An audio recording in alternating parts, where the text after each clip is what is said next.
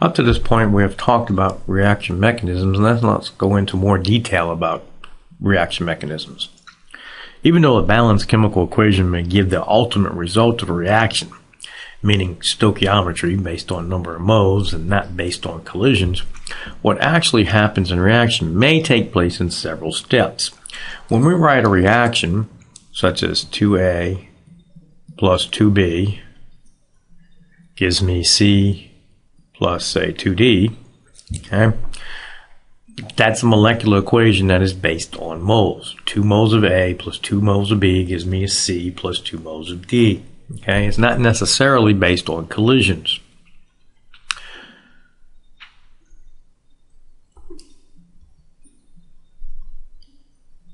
This pathway the reaction takes is referred to as a reaction mechanism. What we just showed you is just a balance equation, which is based on moles. There may be several steps for that process that when you sum up the steps, it gives you the actual balance equation, the stoichiometry equation that you're familiar with. The individual steps in the larger overall reaction are referred to as elementary steps, which are based on collisions. So elementary steps are based on collision. That's saying that this atom will collide with this other atom to form the products. Let's look at our reaction. In this particular example, we have 2 A's plus a B gives me C plus D. This is a molecular equation based on moles. We're saying 2 moles of A plus 1 mole of B will give me C and D. It doesn't necessarily mean that I have 2 molecules of A colliding with a B molecule to form the products. What we're saying in this example is that there's a 2-step process for this to occur. In step 1, we say that A collides with A to form A2. It's an elementary reaction, so we're saying that these molecules are actually colliding. Then we say that an A2 molecule collides with a B molecule to form C and D. That happens in step 2. When you sum up the reaction, the overall reaction, you can see the A2's cancel, and the net effect is 2 A's plus a B gives you C plus D. So 2 A's do not actually collide with a B to form the products. Okay, A reacts with A to form A2, then A2 collides with B to form our C and D. The first 2 steps are elementary reactions, which are based on collisions. The last step is an overall balance equation, which is based on stoichiometry. It's your molecular equation. Now in this problem, let's see if we have any catalysts or intermediates. Well, there are no catalysts, and there is an intermediate. Remember, an intermediate is something that is produced and then later consumed. A2 is an intermediate. That overall equation, 2A plus B gives you C plus D, will have a rate law associated with it that we calculated like we did at the beginning of this chapter, where we basically took experimental 1 compared to experimental 2, etc., and we came up with some rate law. That rate law is based on the slowest step in your mechanism. So say step 1 was my slowest step, then that step will be dictating what the orders were for the reactants in that rate law, which we talk more about as we go on in this section.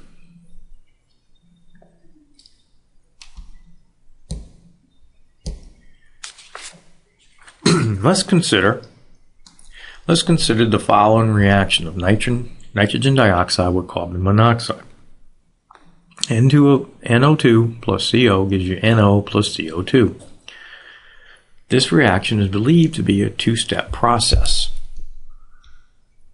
The first step is that an NO2 molecule collides with an NO2 molecule to form NO3 plus NO. This is an elementary reaction, and this is the slowest step in this process. So this is the step that's going to dictate the overall rate equation. Then we say, in step 2, that NO3 collides with CO to form NO2 and CO2. That's again an elementary step, and it's the fastest one of the 2 steps. If we sum these 2 steps up, we'll get the overall balance equation. You can see that NO2 cancels with NO2, And nitrogen trioxide cancels with nitrogen trioxide.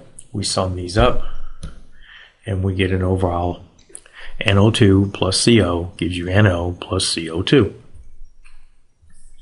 That's your overall balance equation. Now, if we were to take data for this reaction and compare experimental to experimental 2 like we did at the beginning of the chapter here, we come up with a rate law, which is rate is equal to K NO2 squared. Now notice that the square term doesn't come from that balance equation because there's only a 1 coefficient in front of NO2. Okay, so that's not dictating the overall rate equation. That overall rate equation is coming from the slowest step. That overall rate equation is coming from the slowest step, which is that first step. NO2 plus NO2 gives you NO3 plus NO. Since that's an elementary step, we can write the rate law directly from that equation, which would be rate is equal to some constant K, concentration of NO2 squared. Notice that if I write the rate law directly for that elementary reaction, that is exactly the same rate equation that we found experimentally. So when we compare an experimental 1 to experimental 2, we're basically figuring out that slowest steps order of the reactants that is allowing us to determine that rate law. So that comparison is basically telling us that slowest step and is allowing us to determine the order for our reactants in that experiment.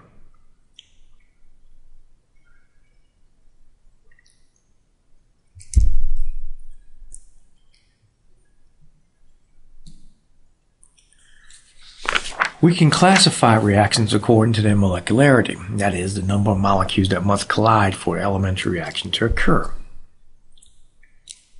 A unimolecular reaction involves only one reactant molecule, such as A goes to products. A bimolecular reaction involves collisions of two reactant molecules. They may be the same and they may be different. A plus A gives me products, or A plus B gives me products. Termolecular requires the collision of three reactant molecules, which is very rare. Okay, that's the case. They all being the same, or they could be different. Okay, in case of A plus B plus C gives me products, or maybe two A's and a B gives me products. So if three molecules colliding at the same time are very rare, what do you think happens if you have more than three? Higher molecularities are rare because of the small statistical probability that four more molecules will collide at the same instance. So if many molecules are involved in a reaction, most likely it's not an elementary reaction. It's based on stoichiometry, not collisions, and it's a molecular equation. So if you see things that have three or more molecules involved, most likely there's some several step process or mechanism involved in that reaction to go to completion. Since a chemical reaction may occur in several steps, there is no easily stated relationship between its overall reaction and rate law. We can't just look at the balanced molecular equation and say, oh, the coefficient is this, so we can say the order is this. We can't do that. We can't use the coefficients. That's why we do the experimental data, comparing experiment 1 to experimental 2. However, and a big however, for elementary reactions, the rate is proportional to the concentrations of all reactant molecules involved. They're based on collisions. Therefore, I can write the rate law directly from the elementary reaction if I know it's an elementary reaction. So if I tell you it's an elementary reaction or it's part of the steps of a mechanism, then it's assumed that it's an elementary reaction. We can write the rate law directly for those reactions. Rate laws can be written directly from balanced elementary reactions. And key here is elementary reactions, not stoichiometry, so don't undo what we learned all in the beginning of this chapter, where basically you can't write it from the balance equation. And that's because those are molecular. Right now we're dealing with elementaries, which we can do it. So the difference there is elementary versus molecular equations. For example, I have A going to products. If I tell you that this is an elementary reaction, okay, or I tell you this is part of steps, this is part of one of the steps, that means it's an elementary reaction, then I can write the rate law directly from it which in this case would be rate is equal to K, concentration of A to the first power, where that first power is coming from the coefficient of that balanced elementary reaction. Say, for instance, I had A plus B gives me products. Once again, if I tell you it's an elementary reaction or it's part of steps, okay, if it's part of steps, I assume it's an elementary reaction, then I can write the rate law directly, which in this case would be rate is equal to K, concentration of A to the first, B to the first.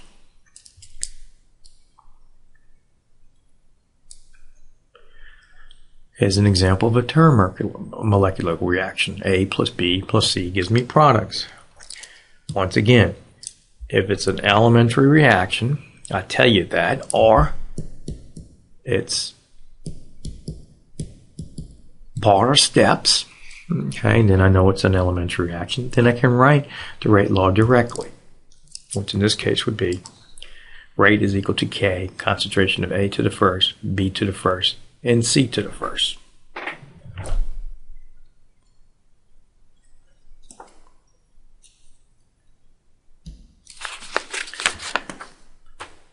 Now what happens if we have two different molecules collide? Same thing. As long as I tell you it's an elementary reaction or it's part of steps, okay, then I can write the rate law directly, which in this case would be rate is equal to K, concentration of A to the square, where we're taking that 2 directly, okay, and putting it as the order, time B to the first power, once again taking the coefficient of 1. So in essence, for an elementary reaction, the coefficient of each reactant becomes the power to which it is raised. So elementary reaction, the coefficient of each reactant becomes the power in the rate law for that reaction. Now this is very key. Only for elementary reactions or steps and mechanisms. So if I say it's an elementary reaction or I say it's part of the steps of a mechanism, can we do this? If it's a molecular equation like what we did at the beginning of this chapter, you can't do it. You can't take it directly, only if it's elementary reactions. Note that many chemical reactions occur in multiple steps and it is therefore impossible to predict the rate law based solely on the overall example. So if it's an overall reaction, we can't do that. It's only if it's an elementary reaction. As I said, I will tell you, either it's elementary reaction or if it steps in the mechanism, then you assume it's elementary reaction. If there's nothing noted, then you assume that it's a molecular equation. That's important to understand. The difference between what we're doing now and what we did at the beginning of the chapter. So don't go back and start doing the problems at the beginning of the chapter and start looking at coefficients. You can't do that in that instance because those are molecular equations. Look at this example. You got nitrogen dioxide going to fluorine gas, making nitro fluoride. Okay. Experimentally, we already did this experiment, and we found that the rate law would be K times the concentration of NO2 to the first power, F2 to the first power, noticing that it's not the coefficients in the balance equation. This rate equation is coming from that slowest step. The slowest step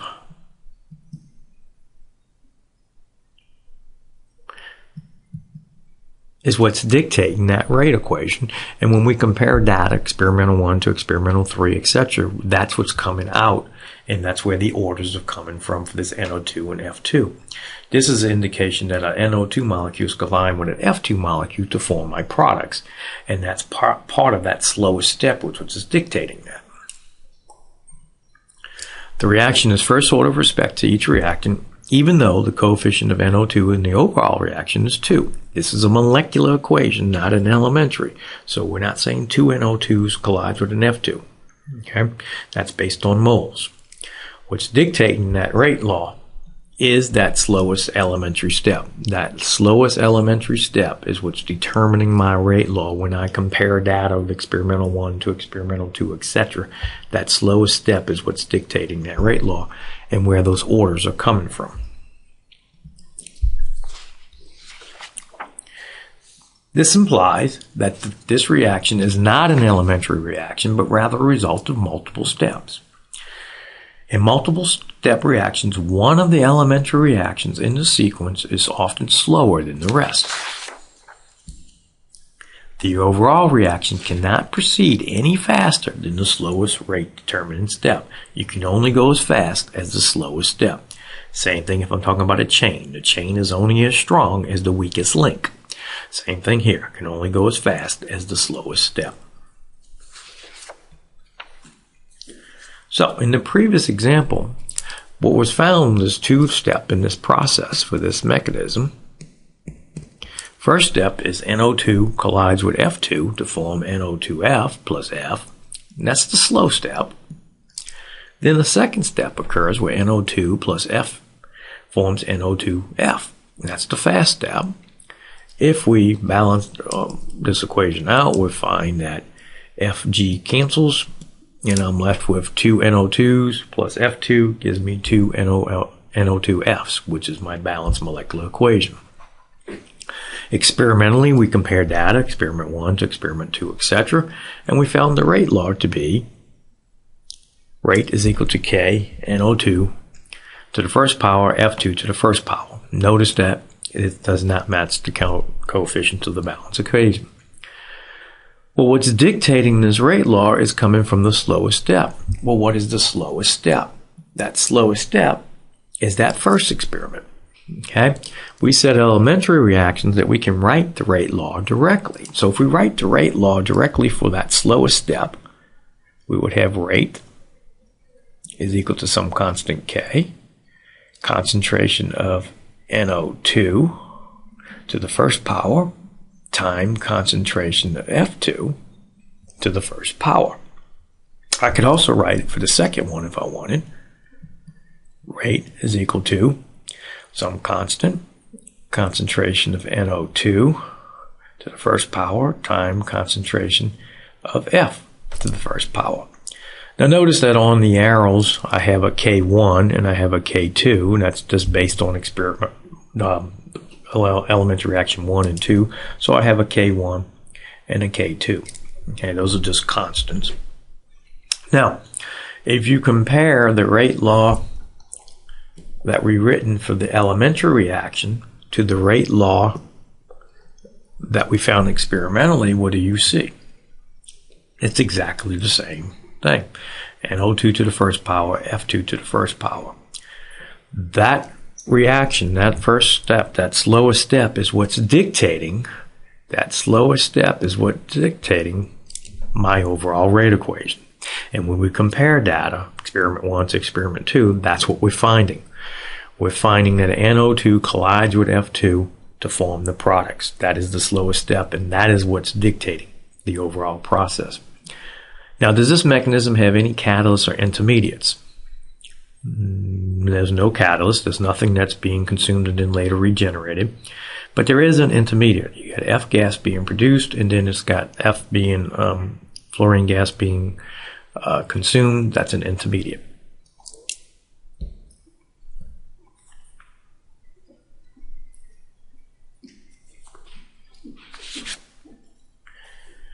Since the overall rate of this reaction is determined by the slowest step, it seems logical that the rate law should be that rate law of the slowest step. So rate is equal to K1, concentration of NO2, time the concentration of F2. This is where we have things that are zero order are not part of the overall rate law because, say in this instance, there is some species that wasn't part of the slowest step, then it won't be part of the overall rate equation. So that's how we get zero order. It's not part of that slowest step, so therefore it has no effect on the rate. Just that slowest step is dictating the rate of the reaction.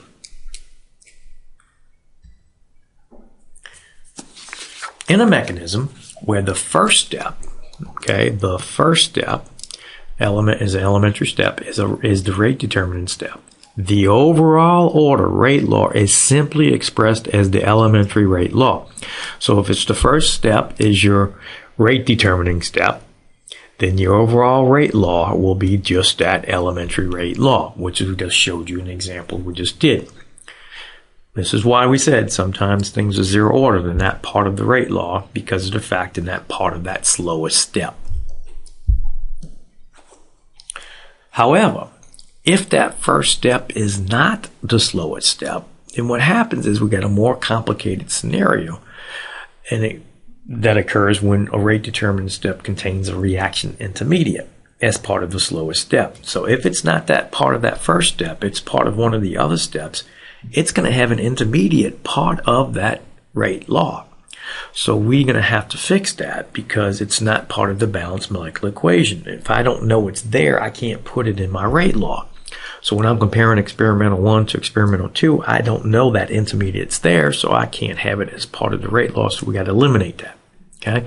So if it's the first step, not a problem. It is the rate law directly. If it's not part of the first step, then we got an intermediate. Okay? And then we're going to have to eliminate that intermediate because it's not part of the overall balance equation. Mechanisms with initial fast step. This is what we're talking about. We're going to have to do some work. Okay, the rate determinant step of the mechanism contains basically a reaction intermediate. Okay, that does not appear in the overall balance equation. The experimental rate law, however, can be expressed only in terms of substances that appear in the overall reaction. In other words, your reactants in that overall balance equation. We must eliminate intermediates for it to be able to be written as the rate law. We don't know what the intermediates are, so I can't just write them in my rate law. Example. Here's a mechanism that has 3 steps. First step, I got 2 NOs going to N2O2. Second step, I have N2O2 plus H2 gives me N2Os plus water. That's a slow step. And in the third step, I have N2O plus H2 give me N2 plus water, which is a fast step. Now, if you balance this overall equation, you can see that N2O2 cancels, N2O cancels. I'm left with 2 NOs plus 2 H2s gives me N2 gas and 2 water gases. That's my overall balance equation. Experimentally, we take the data, we compare experimental 1 to experimental 2, etc. And what we find is the rate law is rate is equal to K, concentration of NO squared, times the concentration of the H2 to the first power. That's my rate law I find experimentally. Well, that has to be dictated by my slowest step. Okay, the slowest step will dictate that. Well, of the 3 steps, which is the slowest? Step 2. This is my slowest step, so this is the one that's going to dictate it. So that means I can write the rate law directly from that. Let's do that. That gives me rate is equal to some constant K subscript 2, since it's the second one, times the concentration of N2O2 to the first power, times the concentration of H2 to the first power. Since that is my slowest step, then this rate law for my elementary step should be the same as my rate law that I determined experimentally. Are they the same? The answer is no. They look different. I got NO squared and I got N2O2 on the other one. Well, why is that? Well, let's look at the equation. Do I have any intermediates in this reaction?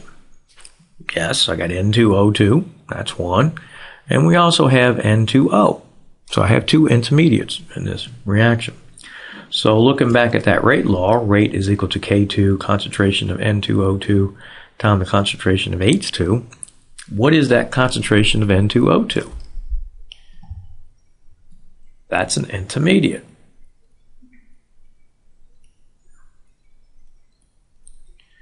Okay, remember we said that when we write our balance equation and we write our rate law, the rate law has to match that balance equation in which reactants are available. So we have only NO available and only H2 available. We have no N2O2 available. Okay, that's an intermediate. I have no idea it's there based on my experimental data. So I can't just put that into my rate law. So by definition, I'm going to have to somehow convert that concentration of N2O2. I got to convert this somehow into my reactants of H2 or NO in terms of those reactants to be able to write my rate law. To do that, the first fast equilibrium is what's going to help us to be able to do that. You see I got two NOs going to N2O2. It says it's fast and it's equilibrium. What equilibrium means is basically is that I have reaction going in both directions. I have NOs, two NOs forming N2O2, okay, which we gave it a rate constant of K1. But I also have N2O2 forming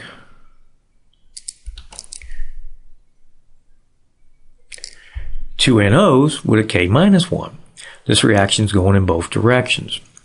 When we reach equilibrium, basically we're saying that our rate of our forward reaction equals our rate of our reverse reaction. This is something that's important and something we're going to talk about in great detail in the next chapter, but I'm just giving you a little bit of it right now to be able to understand it. So basically this reaction is going in both directions. I got my forward reaction making products, and I have my products going in reverse reaction to make my reactants. This is going to allow me to change my N2O2 into some form of NO and H2, which would be my reactants if H2 is available in this reaction.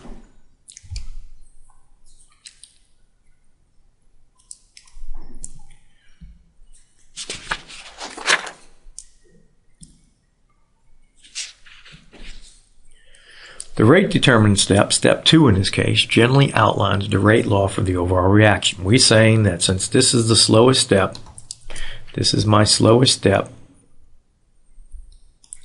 it dictates the rate, which means according to this equation being elementary, I can write the rate law. Rate is equal to K2, concentration of N2O2 times the concentration of H2. However, N2O2 is an intermediate. So I'm going to have to get rid of that somehow by using that first step. Remember, if the first step is my slowest step, I can do it directly. However, if the first step is not my slowest step, then I'm going to have to do something like we're about to do to be able to write this in terms of reactants for my balance equation.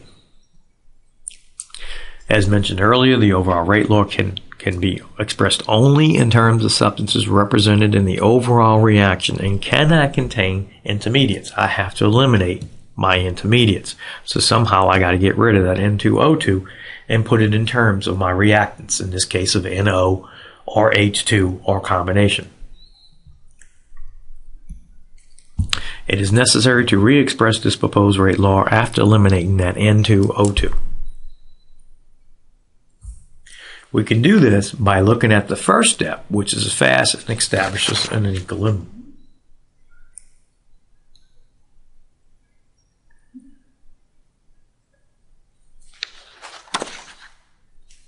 Looking at that first step again, this is step 1, which we said is a fast and is an equilibrium. We basically said that you have a forward reaction going on and you have a reverse reaction. Well, we stated at equilibrium that forward rate and reverse rates are equal. So basically I can write a rate law for the forward elementary reaction, which would be my forward reaction is equal to K1 times the concentration of NO squared. I also can write a reaction for the reverse reaction, which would be K minus 1 concentration of N2O2 to the first power. So I write it going from left to right and from right to left. Okay, so right from left to right is my forward and from right to left is my reverse reaction. By definition of equilibrium, we said that the forward rate equals to reverse rate, which means then if my forward rate equals my reverse rate, what does that mean about my two expressions? What has to be true about that? Exactly. Both of those have to be equal as well. That means that K1 NO squared equals K minus 1 concentration of N2O2 to the first.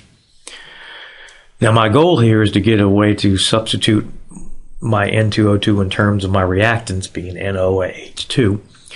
So what I'm going to do now is divide through by K minus 1 on both sides to get my concentration of my dinitrogen dioxide onto one side by itself.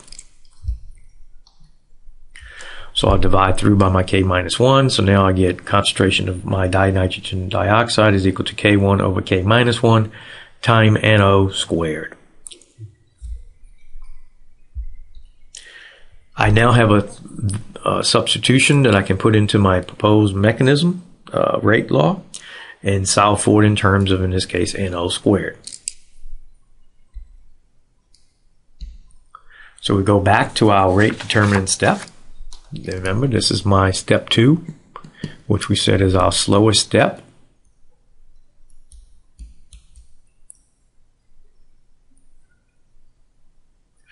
Okay, and we said that the rate law would be K2 times the concentration of N2O2 to the first, H2, but we said somehow I got to eliminate that N2O2 by substituting in things in terms of the reactants.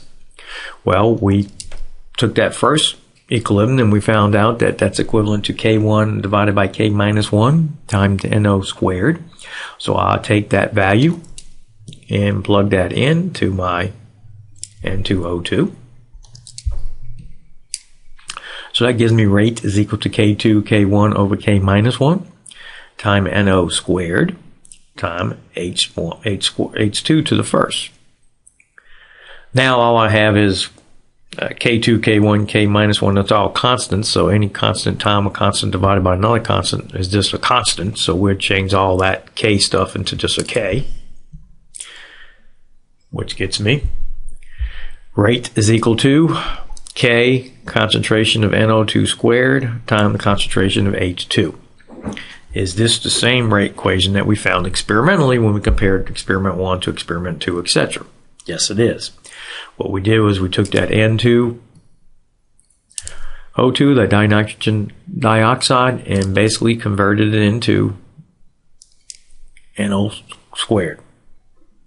So now it's equivalent. So when we figuring out that data and we're coming up with 2 to the power, NO to the power 2 and H2 to the power 1, that's equivalent to concentration of N2O2 to the first, hydrogen H2 to the first.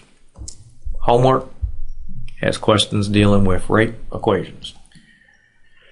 Okay, rate using the rate determinant step. If it's the slowest step, you know you can do it directly.